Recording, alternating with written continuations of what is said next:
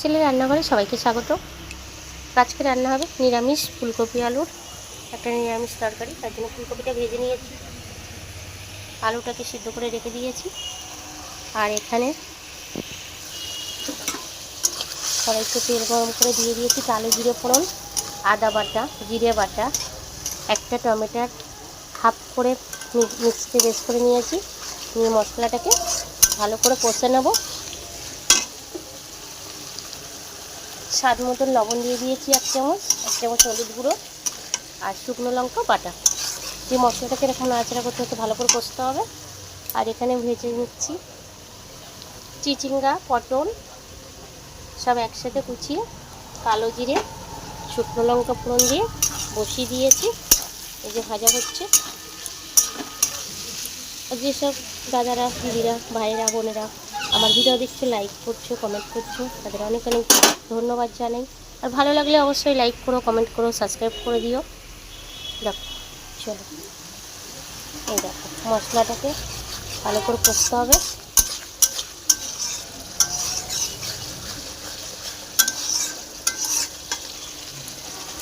আর এখানে আমি কাঁচা লঙ্কা দিয়েছি, শুকনো লঙ্কাও দিয়েছি বলে আজকে আর লঙ্কার গুঁড়ো দিলাম না।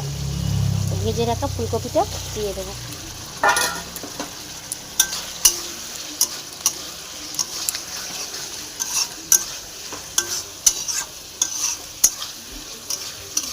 ফুলকপিটা দিয়ে ভালো করে মশলাটাকে মিক্স করে নিতে হবে। সিদ্ধ করা আলুটাকে দিয়ে দিলাম। আলু ফুলকপিটাকে মশলাটাকে একসাথে মিক্স করে নিতে হবে। এই দেখো একদম রেডি হয়ে গেছে আমার আলু ফুলকপি নিরামিষ তরকারি।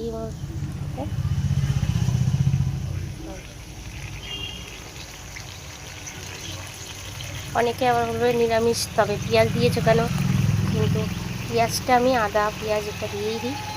শুধু মাছ দেওয়া নেই বলে আমরা এটা নিরামিষই তরকারি। এবারে দেখো কুঁদরি ভাজাটাও কি সুন্দর হয়েছে। শুকনো লঙ্কা ফোড়ন দিয়ে কালো জিরে দিয়ে কুঁদরি ভাজা এটাও রেডি হয়ে গেছে। সবাই ভালো থেকো, সুস্থ থেকো। অন্য অন্য ভিডিও নিয়ে তোমাদের সাথে আবার শেয়ার করব।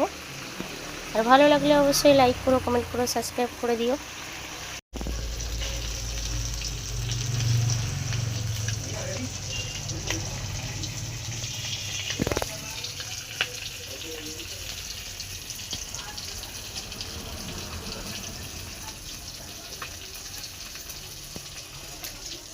কেন কিনে দেবো তোমার একটা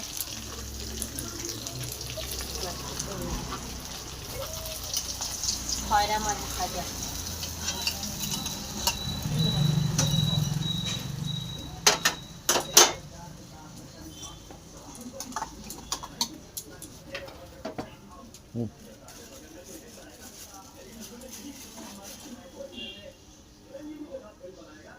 কালো জিরে ফোড়ন, চিচিঙ্গা, পটল সব একসাথে কুচিয়ে ধুয়ে পরিষ্কার করে নিয়ে এসেছি।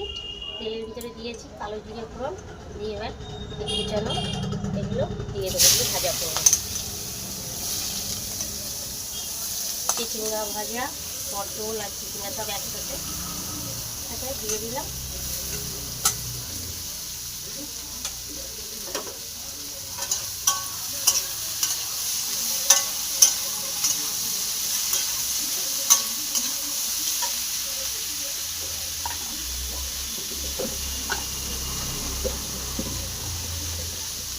এক চামচ লবণ,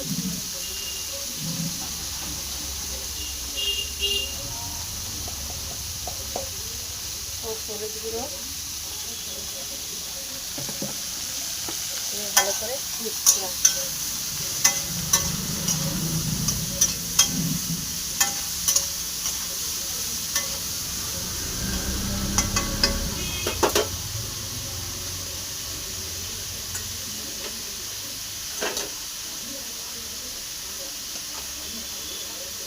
চাপা দিয়ে 5 মিনিট চাপা দেওয়া থাক, তারপরে রেডি করে দেবো। 5 মিনিট পরে ঢাকাটা খুলবো। ছেলে রান্নাঘরে সবাইকে স্বাগত। আজকে রান্না হবে নিরামিষ ফুলকপি আলুর একটা নিরামিষ তরকারি। তার জন্য ফুলকপিটা ভেজে নিয়েছি, আলুটাকে সিদ্ধ করে রেখে দিয়েছি। আর এখানে কড়াইতে তেল গরম করে দিয়ে দিয়েছি কালো জিরে ফোড়ন, আদা বাটা, জিরে বাটা, একটা টমেটোর হাফ করে মিক্সিতে পেস্ট করে নিয়েছি। নিয়ে মশলাটাকে ভালো করে কষে নেব। স্বাদ মতন লবণ দিয়ে দিয়েছি এক চামচ হলুদ গুঁড়ো আর শুকনো লঙ্কা বাটা। যে মশলাটাকে এরকম নাড়াচাড়া করতে হতে ভালো করে কষতে হবে। আর এখানে ভেজে নিচ্ছি চিচিঙ্গা, পটল সব একসাথে কুচিয়ে কালো জিরে শুকনো লঙ্কা ফোড়ন দিয়ে বসিয়ে দিয়েছি। এই যে ভাজা হচ্ছে। যেসব দাদারা, দিদিরা, ভাইয়েরা, বোনেরা আমার ভিডিও দেখছো, লাইক করছো, কমেন্ট করছো, তাদের অনেক অনেক ধন্যবাদ জানাই। আর ভালো লাগলে অবশ্যই লাইক করো, কমেন্ট করো, সাবস্ক্রাইব করে দিও। দেখো, চলো এই দেখো মশলাটাকে ভালো করে কষতে হবে।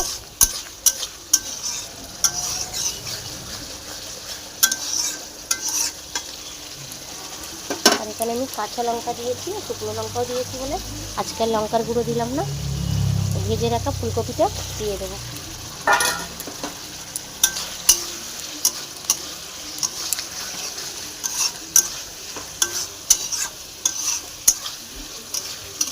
ফুলকপিটা দিয়ে ভালো করে মশলাটাকে মিক্স করে নিতে হবে। সিদ্ধ করা আলুটাকে দিয়ে দিলাম। আলু ফুলকপিটাকে মশলাটাকে একসাথে মিক্স করে নিতে হবে। এই দেখো একদম রেডি হয়ে গেছে আমার আলু ফুলকপি নিরামিষ তরকারি।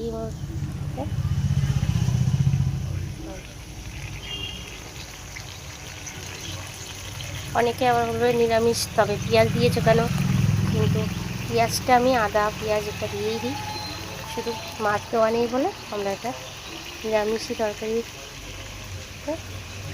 এবারে দেখো কুঁদরি ভাজাটাও কি সুন্দর রয়েছে। শুকনো লঙ্কা ফোড়ন দিয়ে কালো জিরে দিয়ে কুঁদরি ভাজা এটাও রেডি হয়ে গেছে।